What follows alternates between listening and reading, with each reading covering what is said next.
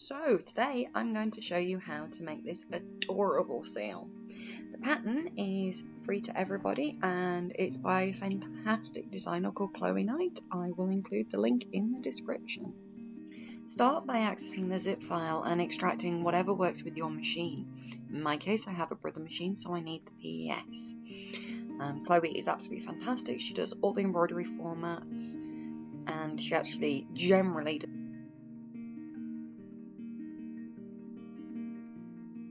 the main pattern and comes with very comprehensive instructions. However, I only ever print the pattern part. In this case, it's actually the final 2 pages. Just make sure you don't do what I've done in the past and don't do printing on double-sided. So, fresh off the printer, we have our 2 pages. One is simply pattern, the other one includes the applique for facial features for those who don't or aren't looking to have an embroidery machine.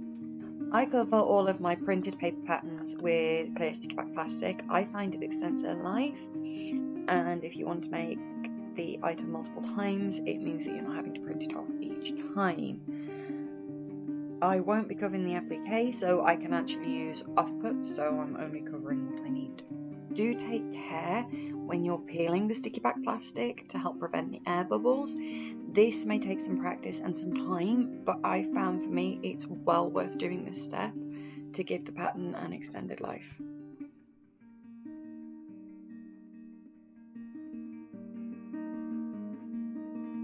As you can see, it can be really fiddly to get started, but don't worry if you overlap the plastic itself.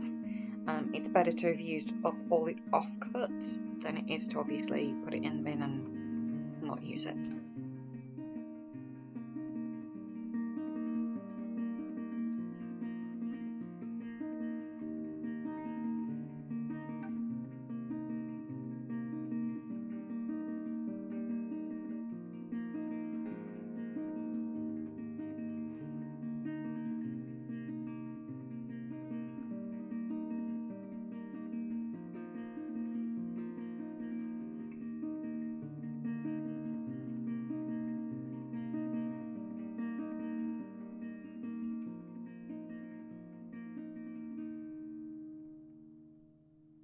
Once your pattern is covered, you need to cut around it. I'm using a Slice Precision craft knife. I'll put the links to all the equipment and materials in the comments.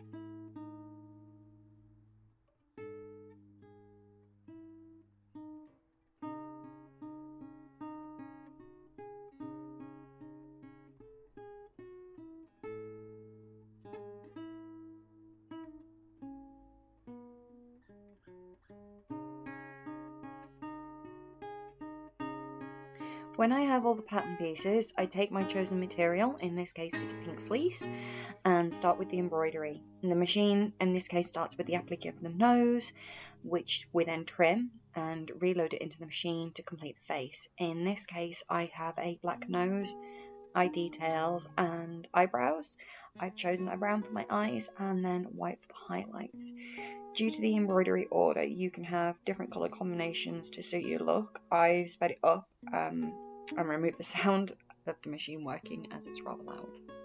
The final part of the embroidery file is a V shape that shows us how to position our pattern for cutting it out. It says to do it in red, but any colour that actually shows up and is contrasting to your fabric will work, so I've just left it with the black that was in.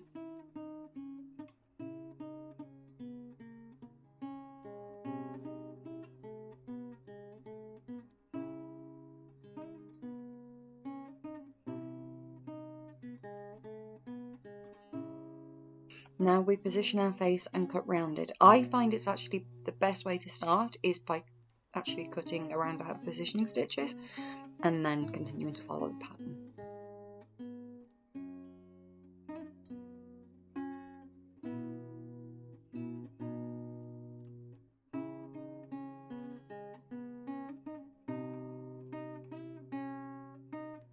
For a pattern this size, I don't feel the need to pin, but you can pin if it's something you need to do.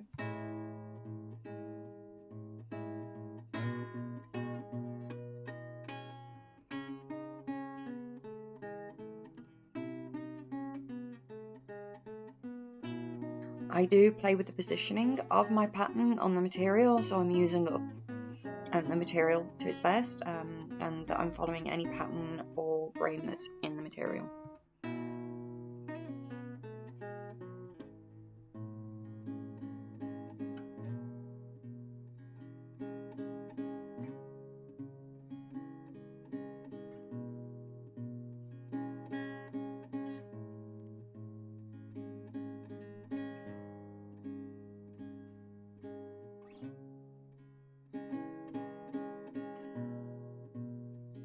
This is where I take the opportunity to trim away any jump stitches on the embroidery, because obviously we don't want to be sewing them into the overall design.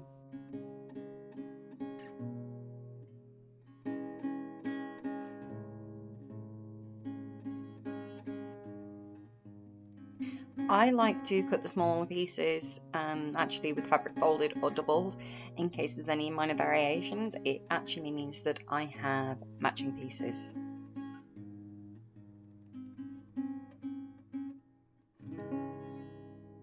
Over to the sewing machine. So I start with the head dart, which gives us the curve to the face. Now we're going to sew down the back of the body from the neck to the tail fins. For every section, you need to make sure that you have secured both the beginning and the end of your stitching. Here we line up the neck, making sure to match both ends and the center point. You can pin if you prefer, but for me, working with this size and the curve, I feel I can do this without the pins, but that is very much personal preference. You will see me check that I've cut both layers all the way across on this and all the seams, because I don't want to be finding a hole later on. The next thing we sew is the flippers. This is one of the more fiddly parts. It's worth taking your time to make sure that the shape comes out right.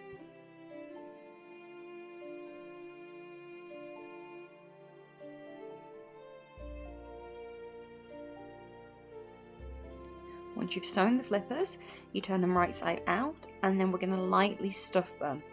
As you can see, I've added the stuffing a little bit at a time, so I didn't overstuff them, but to make sure they weren't understuffed.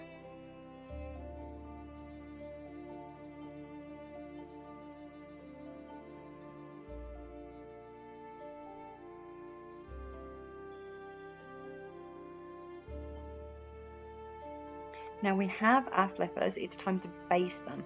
So you choose a long stitch, position them just behind the head, but they're facing back. Sew them to the body.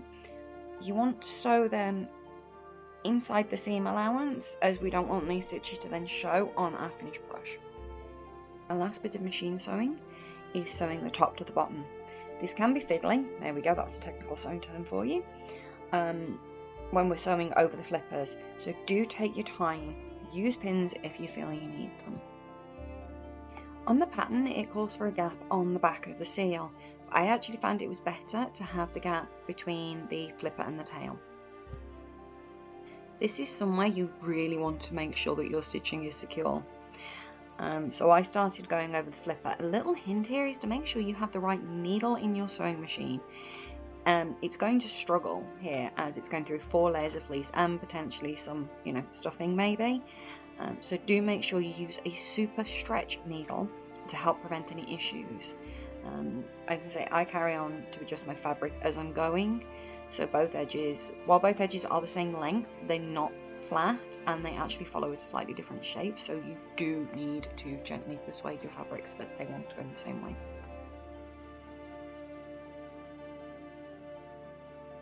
When it comes to the tail, you do want to check that your back seam meets the bit that obviously goes in on the base. This is where, if anywhere, you're going to end up with a hole, which is why I took mine out of the machine and then flipped it so the back was then on the top, so I could assure myself that I wasn't going to end up with this gap and a hole. And then of course my camera died. So what you're actually missing is me sewing around the tail and then slightly up the back on the other side, making sure I leave a gap to be able to turn the creature around.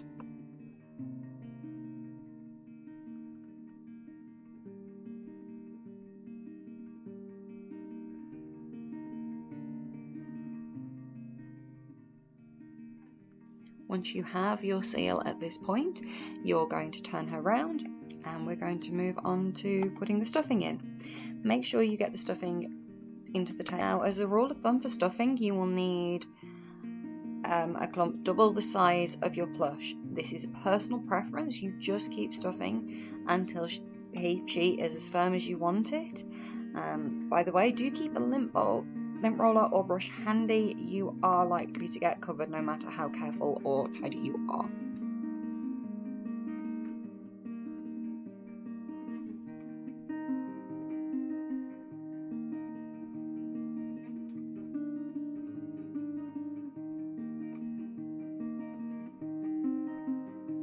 Now we need to sew up the hole. Secure your thread at one of the ends within the seam allowance, and then we're going to use a simple ladder stitch. So it's in and out on either the top or the bottom, over to the other, and then in and out, and repeat until you get to the other side of closing. Now, the closer your stitches are, the tidier it can look, but mainly you're trying to match your stitches on the top and the bottom. From here, you just stitches tight and then we secure at the other end.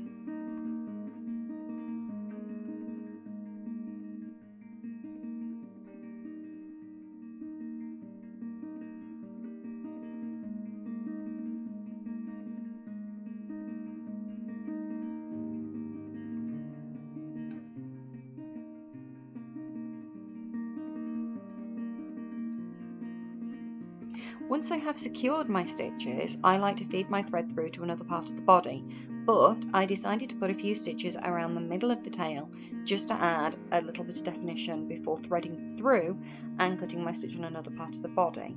What you do is you tug slightly before snipping, and then the thread bounces back into the body and the tail of the thread cannot be seen.